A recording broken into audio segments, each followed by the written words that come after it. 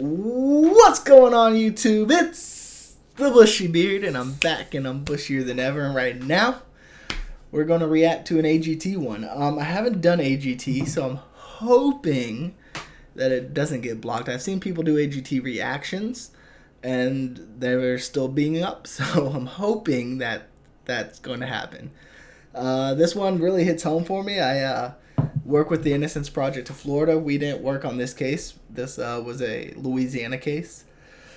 But a man who was wrongfully convicted, who's called Archie Williams, I guess his name is Archie Williams, went on AGT and did a performance. I've seen the video. I just want to make sure everybody else gets the chance to see it because it's so touching and it's so heartwarming that I think you guys will love it as much as I did. And it's absolutely insane, and he has so much courage to do this and share his story with millions and millions of people. So Archie, if you're listening, shout out to you, man. You're awesome, and keep doing what you're doing because your voice is amazing. But so let us go ahead and jump into the video.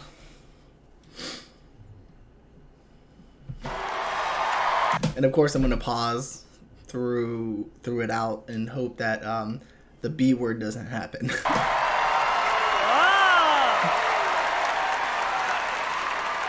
Also, I see there's a new judge now. It used to be Mel B's, and then it was, I think, Dwayne Wade's wife, and now it's the lady from Modern Family. Welcome. Thank you. Let's start with your name, please, sir. My name is Also, Simon Cowell was a great addition, I think. Archie Williams. Then where are you from, Archie? I'm from Louisiana. Louisiana. I actually read up on his case a lot recently. Before this even came out, I just looked at different ones from different places, and his was striking. Let's get to know you first of all, Archie, a little bit. Okay. And you can understand the pause here, right? Is you're about to tell millions of people that you were wrongfully convicted for something you didn't do, and like a lot of people are like, okay, I understand. No one believes that they did what they did. Like, no one believes that they deserve to go to jail. But then you hear the story, and you're just like, wow, it hits a little bit different when they're actually innocent, and it's crazy.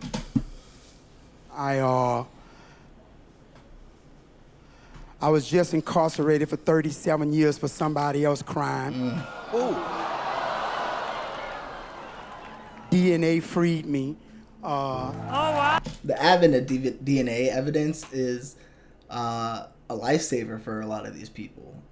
They would never be able to go back into court to get their case reheard if it wasn't for DNA evidence becoming a thing. And there were some I think it started really late 80s, but it was very, very broad. The results would come back broad, and it would include lots and lots of people. And then it started to narrow, until where we are today, that it's pretty narrow, and it's like 1 in trillion chance that it's the person who it came back to. So, I mean, it's for all intents and purposes beyond any reasonable doubt that whoever it comes back to is the perpetrator of a crime. And so it's pretty interesting because of the way the laws work. It's really hard to get back into court once you've been convicted because the law it really values finality. So if they've tried somebody and that person's been convicted and they are sentenced by a jury of their peers and they're in life or in their prison for life, that's it. Like, you get your appeals, but appeals are convictions are almost always upheld unless there's a blatant error. And so it's really hard, especially if you're innocent, to be in a position where you can come back to court. And the advent of the Innocence Projects, which they're all different, they're all their own unique they're their own unique entity under an umbrella of innocence organizations, but they're not connected with one another, has really been a lifesaver for a lot of these people. And Archie would probably still be behind bars had the DNA evidence had DNA not been a thing, and if the Innocence Project didn't exist. So it's an amazing thing. So just keep an ear out for it. Oh my God. On the morning of December the 9th of 1982, a 30-year-old white... So the person that I've seen do reaction to this didn't have this part in it. I'm going to keep it in. I'm just hoping it doesn't get blocked. A woman was raped and stabbed in her home. I was arrested on January the 4th. I couldn't believe it was really happening. I knew I was innocent. I didn't commit a crime, but being a poor... To be behind bars for something you didn't do and know that you're innocent, 100% in your mind, you're innocent of this crime. Your family members know it because most of the time they were probably there with you while the crime was happening and you weren't at the crime, right? I don't know. The people that I've met that have come out after being wrongfully convicted for years upon years are just so forgiving, I would say. They're so forgiving. They handle it with a lot of poise and maturity, and they're absolutely amazing people. And to come out not being angry, not being just so mad at everybody, it's amazing. Especially when you've been in a place where you don't deserve to be and you don't belong for so long. And it's quite amazing that they come out not angry at everybody. I mean, I don't know if I would be able to, so it's amazing. Black kid, I didn't have the economic ability to fight the state of Louisiana. At the trial, none of the fingerprints at the scene matched mine. 3 people testified that I was at home, but they wanted somebody to pay. And isn't that something, right? So he had people who testified for him saying he was at home. Obviously, to a juror, if your friends and family are saying that you were in a place, doesn't always mean that you were in that place, right? It's what weight you give to it. But then to add on top of it that none of the fingerprints matched him that were at the crime scene, like, all of that together would scream, he didn't do it. I was sentenced to life in 80 years without the possibility of parole or probation. I was sent to Angola State Penitentiary. And that's the worst of the worst, really. It was classified as the bloodiest prison in the United States.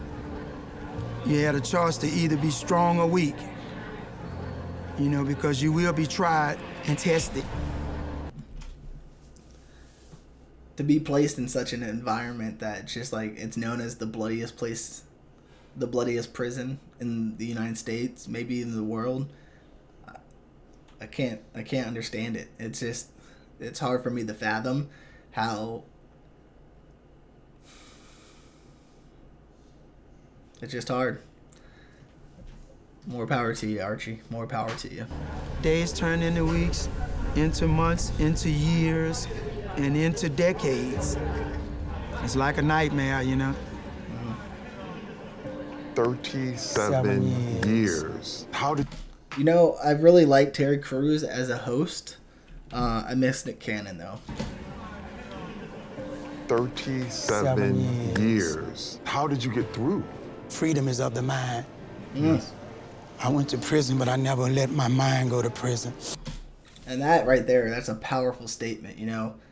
A lot of times we're placed in really bad positions in the military, and you kind of just have to psychologically not put your mind there. Like, you got to keep your mind out of what you're doing, and it's hard. You got to detach in a sense, and I feel like that's what he's saying. Is like, look, I was in prison, but my mind wasn't in prison. My mind was on what I'm going to do when I'm getting out, how I'm going to get myself out, how I'm going to stay clean and stay alive while in prison. And it's hard. And 37 years is a long, long time. Longer than I've been alive. I mean, he was in prison before I was born. Think about that. I'm sitting here, I'm 32 years old, and he was in prison before I was born. When, you're faced with dark times, what I would do is I would pray and sing. Rely on the Lord. I try to say that as much as possible when I'm in these reactions, is sometimes it's the faith that gets you through. This is how I got peace. And when the Innocent Project took my case, I just kept hope that they will prevail. This new technology.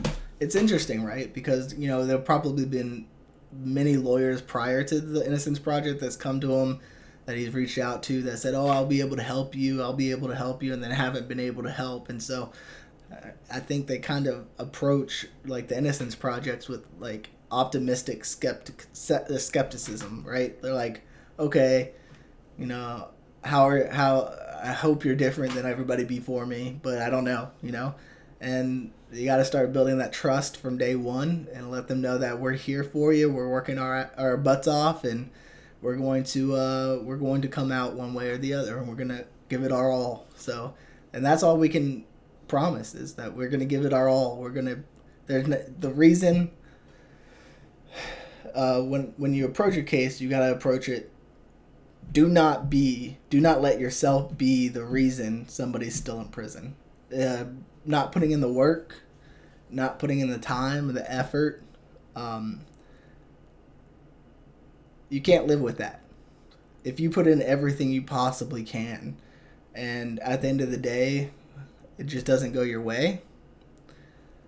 I think, although it's hard because you understand that an innocent person is still behind bars, you knew that you've done all you can for them, and they will be grateful knowing that you did all you can for them. So don't be the reason someone's still behind bars. It got me back in court. They was ordered to, run the fingerprints in the database. Within hours, they matched the prints to a serial rapist. And isn't that something? It's not just the DNA wasn't what ended up exonerating him. The DNA got him back into court. And then the fingerprints that put him away, that never matched him, is what got him out. Just think about that. They had that there. They had all of those fingerprints that say, this is not the guy. This is not him. But yet, at the end of the day, what got him out is the fingerprints that got him in. After 37 years, I was released on March the 21st, 2019. Justice. How does it feel right now to be out, to be vindicated? Man. I'm going to skip ahead a little bit just because I don't want to get copied and blocked. So, always. He talked about watching AGT. Oh, wait, here it is. This is hard to be on a stage like this. Yeah, he talked about watching AGT while in prison and wanting to be a part of something like this. And now that he finally gets to, which is, I mean, how can that not bring a smile to your face? And now I'm here. Yes, yes, thank you are. God. I know it's my chance of a lifetime.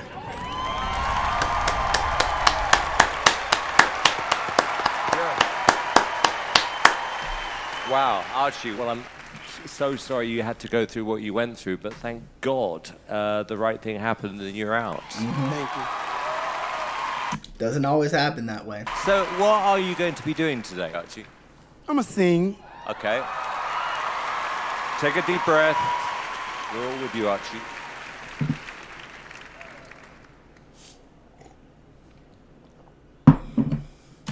It's hot in here. I got the light shining on me. There's no AC going. My mom wants to conserve AC for some reason. Don't ask me why. I can't lie.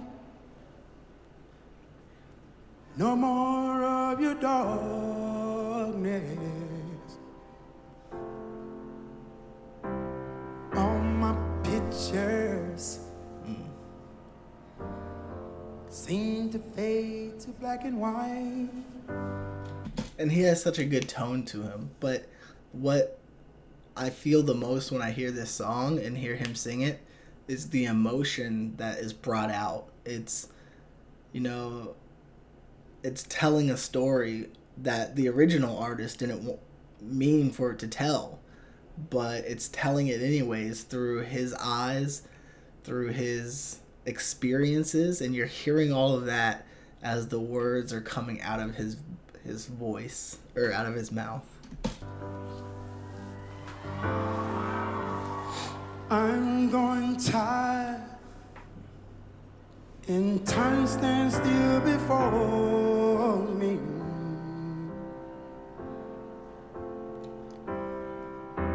Frozen here on the ladders of my life.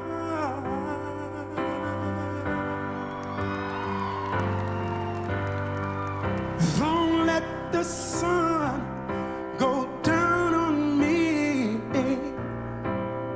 Although I search myself, there's always someone else I see. And again, you feel it, right? So while in prison, I'm sure there were many times that he thought, who am I really, right? After all of these years, after all of this time that he spent, every time he looks in the mirror, he sees someone who's not him. And, that's tough. And it's not him because, he's behind bars. He's in an orange jumpsuit. Or I don't know what they wear in prison. That's just the stereotypical thing, is the orange jumpsuit. But that's hard. I'm just another fraction of your life to wander free.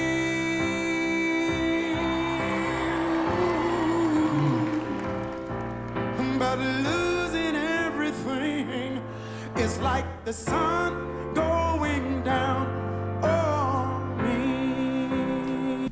Sing it, brother. Sing it. You're doing great. I wish I was in the room for this. I think it would be even more of a powerful thing that you'll never forget. Although I don't think I'll ever forget ever watching this. It's kind of like when Cody Lee first sang on AGT. If you haven't heard of him, go check his thing out. He's a blind autistic young man that blew the top off with his performance. But this is just the story he's telling, the background, the journey he's traveled in order to get to this stage. It's something like you're never going to forget.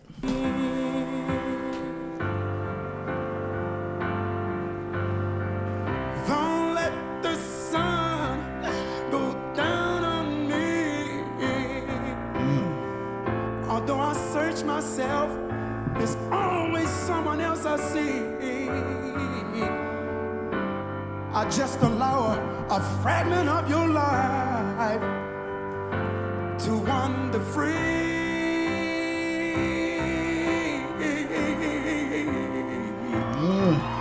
But losing it, You can feel it right there. You can feel it. to wander free.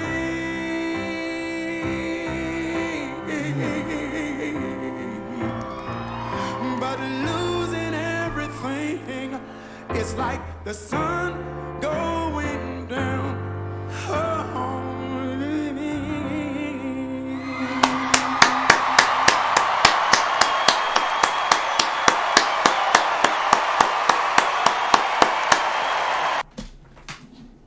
I mean, can you really even say much about it?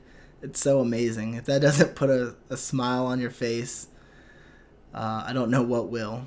And there's certain judges that I think I want you to hear because they're really good, and I just want to be able to cut it down a little bit. Did 30... Okay. Even though you did 37 years, 37 years that didn't break you. Exactly. He was able to stay strong, keep the hope, even in the darkest time. I can picture you watching the show, hoping, holding to something, and now you're here, and we love you.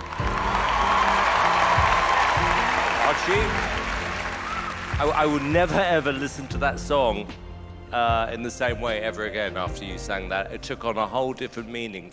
And no disrespect to the original, singer of the song. it's just the story behind him singing it that way. Absolutely fantastic. For me. And you're a very, very courageous person. By the way, you have a really good voice. Thank you, son. You really, really do. This is an audition I will never forget for the whole of my life, Archie. Now we have to do the... Alright, and then we're just gonna... They all obviously say yes, but we'll go back to Simon. I'd say we got...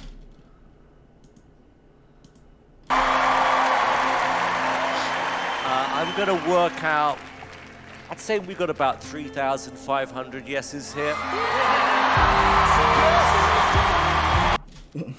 Such a touching story. And then he goes and sees his family and hugs Simon, and it's just, if you want to see it in its entirety, I suggest you go and watch it. It's just so good.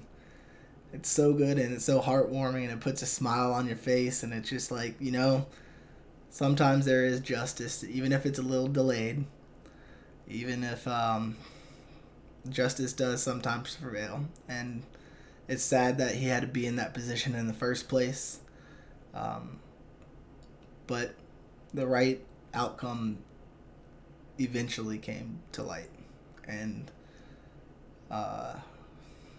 again, I don't know how people don't come out super mad, super upset, super hateful. They come out with a smile on their face, and they're just happy to be back into society, and it's an amazing thing. So I wanted to share this with you guys. You know what I do for my internship and what I want to do with the rest of my career. And so that's why this means so much to me, and I hope that you guys enjoy it as well. And I'm putting it up today, Friday, instead of tomorrow. It's not going to be edited. I'm just putting it up so you guys can see it. I want to get as many eyes on it as possible. Anyways, until next time, YouTube, smile like you mean it from the Bushy Beard.